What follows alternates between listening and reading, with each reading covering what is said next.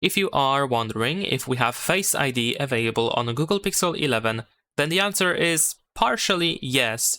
So on Google Pixel 11 we have a feature that is called Face Unlock. It is also known as face recognition, and it works more or less the same way as Face ID on Apple devices. It is not exactly the same technology behind it if we try to go into the details and to try to get in-depth information on how Face ID works.